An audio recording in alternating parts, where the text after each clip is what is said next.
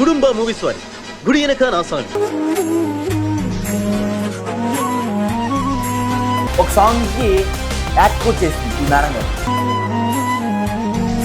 ఇప్పుడు ఒకవేళ రేపు పొద్దున అమ్మాయి తిరిగి వచ్చింది అనుకో, మళ్ళీ అమ్మాయి పెళ్లి అయిపోద్ది. ఎందుకంటే వాడు ఏం చేసి ఉన్నాడు, నీ మంత్రాలకు చింతకాలు కూడా రావు. సో యాక్చువల్గా ఏంటంటే ఈ మేడం గారికి ఫేమస్ కావాలని, ఈ ఫేమస్ అయ్యే నేపథ్యంలో ఈ అఘోరిని పట్టుకుంటే మనం ఫేమస్ అయిపోతాం. అప్పట్లో అఘోరి ఏమన్నదంటే, ఆడపిల్ల పెళ్లి చేసుకుంటే అది సనాతన ధర్మానికి విరుద్ధం అని ఒక వీడియో చేసింది.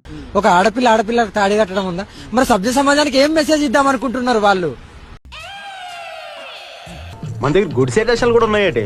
చాలా మంది నాగసాధువులు కావచ్చు, ట్రాన్స్జెండర్స్ కావచ్చు, వాళ్ళందరూ కలిసి అఘోరిని ఉరికిచ్చి కొట్టడానికి రెడీగా ఉన్నారు. నడి రోడ్డు మీద పోలీసుని లంజా కొడగాని తిట్టింది, ఇంకా పచ్చి బూతులు తిట్టింది.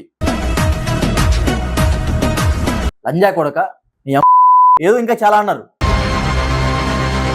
నమస్తే, నేను మీ Gopi, welcome to our channel. Aghori ఈ పేరు గత వారం రోజుల నుంచి అన్ని మీడియా ఛానల్లో కూడా ఈ పేరు అయితే మోత మోగిపోతుంది. సో గత 2 రోజుల క్రితం నుంచి ఇంకా ఈ పేరు ఇంకా ఎక్కువ మోత మోగిపోతుంది. కానీ నిన్న మధ్యాహ్నం నుంచి ఒక వీడియో అయితే బాగా వైరల్ అవుతుంది. అఘోరి శ్రీవర్షిని ఇద్దరు కారులో కూర్చొని, మేము ఇక ఆంధ్ర తెలంగాణకి తిరిగి వచ్చేదే లేదు, ఆ 2 రాష్ట్రాలు కళ్ళు కూడా మేము చూడమని నిన్న ఒక వీడియో రిలీజ్ చేశారు. మేము ఇక్కడి నుంచి కేదార్నాథ్, కాశీ, హిమాలయ పర్వతాలకు వెళ్ళిపోతున్నట్టు అయితే నిన్న ఒక వీడియో పెట్టారు. దాని తర్వాత ఇప్పుడు దాకా మీడియాలో చేసే ఏదైతే ఈ నానా బీభత్సం ఉందో ఇవన్నీ కూడా మొదలు పెట్టింది వాళ్ళే, స్టార్ట్ చేసింది వాళ్ళే, ఇప్పుడు మధ్యలో ఉన్నారు, ఇంకా చాలా ఉంది మీ కథ అంతా. సో వీళ్ళు ఏమంటున్నారంటే, మీడియా వాళ్ళు చేసే ఏదైతే ఈ వీడియోల వల్ల, ఈ చర్చల వల్ల వాళ్ళు ఆత్మహత్య చేసుకుంటా అంటున్నారు. సో లాస్ట్ టైం కూడా మీ అందరూ గమనించవచ్చు, అఘోరి ఎప్పుడైతే ఈ తెలంగాణ రాష్ట్రంలోకి అడుగు పెట్టిందో అప్పటి నుంచి కూడా నేను చచ్చిపోతా అన్నది. అప్పుడు సనాతన ధర్మం కోసం చచ్చిపోతా అన్నది, ఇప్పుడు శ్రీవర్షిని కోసం చచ్చిపోతా అన్నది.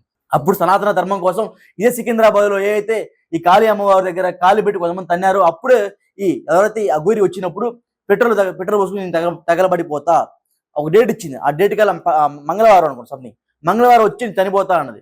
అప్పుడు ఇంకా మళ్ళా అఘోరి ఆ చుట్టుపక్కల కూడా రాలేదు. అప్పటి నుంచి అఘోరి కొంచెం ఫేమ్ అవుతా వచ్చింది.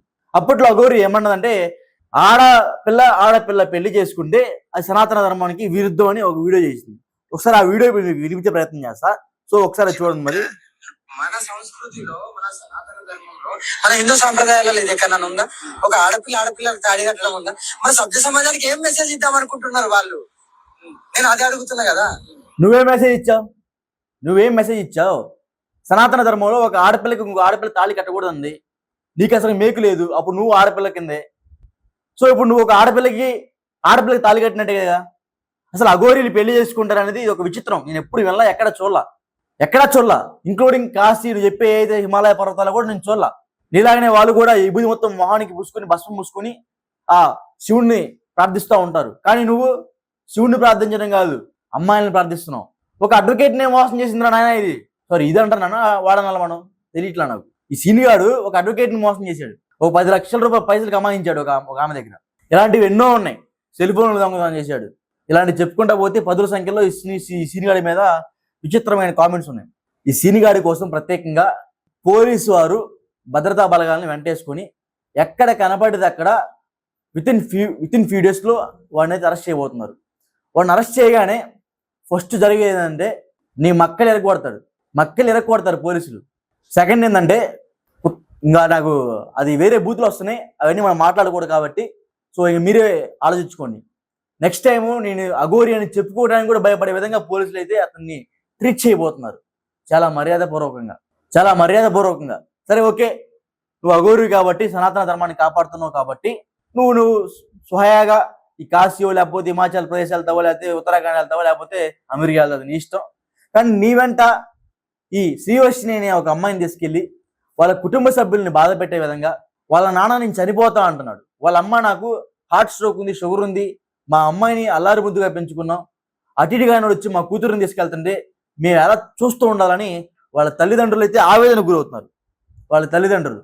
సో ఇప్పటికి కూడా వాళ్ళు ఒకరోజు ఒక పూట అన్నం తింటే 2 పూట అన్నం తినట్లేదు. వాళ్ళ బాధ ఎవరో చెప్పుకోవాలి.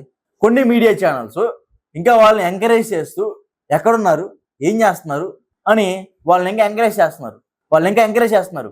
సో ఇదంతా కూడా అఘోరి గురించి మాట్లాడుకుంటే ఇప్పుడు మనం శ్రీవర్షిని గురించి మాట్లాడుకుందాం. యాక్చువల్గా శ్రీవర్షిని అనే అమ్మాయి ఇన్స్టాలో అందరు ఆడపిల్లలు చేసే విధంగానే కొంచెం రీల్స్ అవి చేస్తూ ఉంటుంది. చేసే క్రమంలో ఎప్పుడో ఒక అమ్మాయికి ఒక బుద్ధి పుట్టింది, అరే మనం ఫేమస్ అవ్వాలంటే ఏదో ఒకటి చేయాలి. సో చేస్తూ కొన్ని రీల్స్ చేసింది. తర్వాత ఈ మేడం గారు ఒక షార్ట్ ఫిల్మ్ కూడా చేసింది, ఒక సాంగ్ కూడా పాడింది, ఒక సాంగ్కి యాక్ట్ కూడా చేసింది ఈ మేడం గారు. సో యాక్చువల్గా ఏంటంటే ఈ మేడం గారికి ఫేమస్ కావాలని, ఈ ఫేమస్ అయ్యే నేపథ్యంలో ఈ అఘోరిని పట్టుకుంటే మనం ఫేమస్ అయిపోతాం అని ఈ వర్షిని కూడా ఒక దురుద్దేశం మొదలైంది. ఇప్పుడు వాడికి లేదు, ఇది అంటే ఇప్పుడు మీన్స్ వాడికి లేదు. ఇప్పుడు ఒకవేళ రేపు పొద్దున అమ్మాయి తిరిగి వచ్చింది అనుకో, మళ్ళీ అమ్మాయి పెళ్ళి అయిపోద్ది. ఎందుకంటే వాడు ఏం చేసి ఉన్నాడు, వాడు ఏం చేస్తాడు, వాడు మగవాడైతే వాడు చేస్తే భయపడాలా. వాడు ఏం చేసి ఉన్నాడు, వాడు ఏం చేయలేడు కూడా. సో అమ్మాయి రిటర్న్ వచ్చినా సరే అమ్మాయి జీవితం చాలా హ్యాపీగా ఉంటుంది రిటర్న్ వచ్చినా సరే వెంటనే. సో ఎందుకంటే వాడు ఏం చేయలేడు కాబట్టి. సో నీ శీలం ఇంకా అప్పుడు నిలబడి ఉంటుంది కాబట్టి మళ్ళీ పెళ్ళి అయింది, నీకు ఇబ్బంది లేదు. కానీ ఈ క్రమంలో మీ పేరెంట్స్ బాధపడే బాధ వర్ణాతీతం. అది ఇప్పటికి కూడా వాళ్ళు సరిగా అన్నం తినట్లేదు. కొన్ని వేల రూపాయలు ఖర్చు పెడుతున్నారు మా కూతురు ఎక్కడుందని వెతుకులాటానికి, లాయర్లు ఖర్చు పెడుతున్నారు. ఇవన్నీ కూడా నువ్వు మనసులో పెట్టుకుని ఇప్పటికైనా తిరిగి రావాలని మీ పేరెంట్స్ నేను కోరుతున్నారు. అమ్మా నీతో మాట్లాడాలమ్మా అంటే నీతో మాట్లాడదలుచుకోవట్లేదని వర్షిని అంటుంది. ఎప్పుడైతే ఈ అఘోరి మరలా తెలంగాణకి ఆంధ్రాకు తిరిగి వస్తుందో చాలా మంది నాగసాధువులు కావచ్చు, ట్రాన్స్జెండర్స్ కావచ్చు, వాళ్ళందరూ కలిసి అఘోరిని ఉరికిచ్చి కొట్టడానికి రెడీగా ఉన్నారు. అఘోరి చనిపోతాని బెదిరిస్తుంది కదా, సరే అఘోరి చనిపోవటాన్ని బెదిరియటం కాదు, ఈ ట్రాన్స్జెండర్స్, ఈ నాగసాధువులు, ఈ పూజారులు చంపేస్తారు. ఈసారి ఈరోజు చూస్తే మొన్న 14 అఘారాలకు సంబంధించిన ఎవరైతే అఘోరాలు ఉన్నారో సో వాళ్ళందరూ ఒక నివేదిక ఇచ్చారు. ఈ ఆడ అఘోరికి మా అఖాడాలకి ఎటువంటి సంబంధం లేదు, అది ఫేకు, ఆ సీనిగాడు ఫేకు అని వాళ్ళు ఒక నివేదిక ఇచ్చారు. అంటే ఏంది, ఎవరైతే అఘోరాలకు సంబంధించిన నాయకులు ఉంటారో మొత్తానికి 14 అఘోరాలు సంథింగ్ ఏదో ఉంటాయి. ఆ అఘాడాల్లో ఈ సీనిగాడి పేరు ఎక్కడా లేదు. సో ఇది ఫేక్ అని అర్థమైపోయింది. ఆ కారు ఎవరి దగ్గర కొట్టేశాడంట, ఆ కారుకి నెంబర్ ప్లేట్ కూడా సరిగ్గా ఉండదు. మంత్రాలు వచ్చండి వాడికి ఏంది ఓం భీం క్రోమ్ ఇది అన్నాడు మొన్న. అది మంత్రాలా? నీ మంత్రాలకి చింతకాయలు కూడా రావు. ఎవరిని భయపెడుతున్నావు నువ్వు? నిన్న ఒక జర్నలిస్ట్ సోదరుడు అఘోరికి ఫోన్ చేయగా నువ్వు జర్నలిస్ట్ అయితే ఏంది, పోలీసు అయితే ఏంది, నడి రోడ్డు మీద నరికేస్తా అంటుంది. ఎంత ధైర్యం ఉండేది, ఎంత ధైర్యం! నడి రోడ్డు మీద పోలీసుని లంజా కొడగాని తిట్టింది, ఇంకా పచ్చి బూతులు తిట్టింది. పోలీస్ వ్యవస్థ ఎక్కడికి వెళ్ళిపోయింది? సాధారణంగా ఒక బండికి లైసెన్స్ లేకపోతేనో మరొకటి లేకపోతేనో పోలీసు వారు వెంటనే ఆపి వాళ్ళని చెక్ చేసి వాళ్ళని ఫైన్ వేస్తూ ఉంటారు. సాధారణమైన మనిషి పోలీసు వారిని ఒక దెబ్బ కొట్టినా సరే లేకపోతే ఒక మాట అన్నా సరే వాళ్ళు వెంటనే రియాక్ట్ అవుతూ ఉంటారు. అలాంటిది ఒక అఘోరి విపరీతమైన బూతుల వర్షంతో పోలీసు వారి మీద తిరగబడినప్పుడు పోలీసు వారికి వాళ్ళ డ్యూటీ గుర్తు రాలేదా? ఆన్ డ్యూటీలో ఉన్నప్పుడు పోలీసులు తిట్టకూడదా?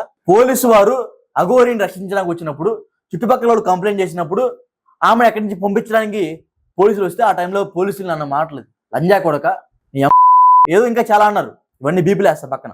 సో ఈ విధంగా అఘోరి బూతుల వర్షం గతంలో మనం చూసాం. సో ఈ శ్రీవర్షిని నటించిన ఏదైతే ఇప్పుడు అది ఉంది కదా, ఇందా చెప్పే కదా, ఒక్క నిమిషం, అమ్మాయి నటించిన షార్ట్ ఫిల్మ్స్ ఏ ఉంటాయి కదా, ఒకసారి చూపిస్తా. సో శ్రీవర్షిని నటించిన షార్ట్ ఫిల్మ్ చూపిస్తాను. ఇది శ్రీవర్షిని నటించిన షార్ట్ ఫిల్మ్. మా వాళ్ళు ఒక సైడ్లో చిన్న క్లిప్ వేస్తారు చూడండి. శ్రీవర్షిని ఈ విధంగా ఫేమ్ అవ్వడం చూసింది, బట్ అప్పుడు ఫేమ్ కాల. ఈ అఘోరి నటన పెట్టుకొని ఫేమ్ అయింది.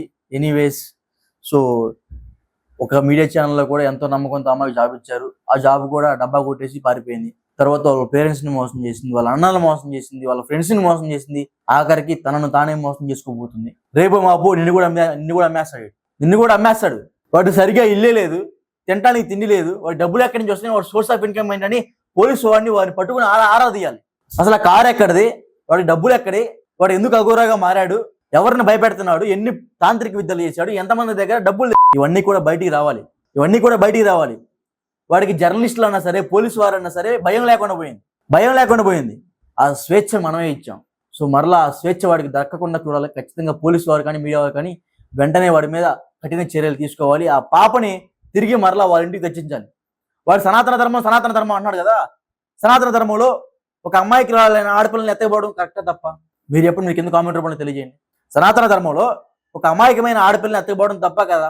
సరే, ఆ అమ్మాయి అమాయకమైందో లేకపోతే తెలియకూడదో పక్కన పెడితే, నువ్వు సనాతన ధర్మం అని ప్రతిసారి అంటా ఉంటావు కదా. అలాంటప్పుడు ఈ తప్పు వీడ రాకూడదు అని నువ్వు అనాలి కదా. ఎందుకనలేదు అర్థమైపోతుంది. వాడు పేరుకే లింగం లేనోడు, కానీ ఈ కోరికలు, కామ, క్రోధ అన్నీ ఉన్నాయి వాడి దగ్గర. సో ఇప్పటికైనా సరే మీడియా వారి మీద కానీ పోలీసు వారి మీద కానీ ఈ విధంగా మాట్లాడుతున్నప్పుడు కఠిన చర్యలు తీసుకోవాలని డిమాండ్ చేస్తున్నాం. అదేవిధంగా ఖచ్చితంగా ఈ అఘోరి మీద, శ్రీవర్షిని చేస్తున్న నాటకాల మీద మీ అభిప్రాయానికి ఎందుకు కామెంట్ రూపంలో తెలియజేయండి.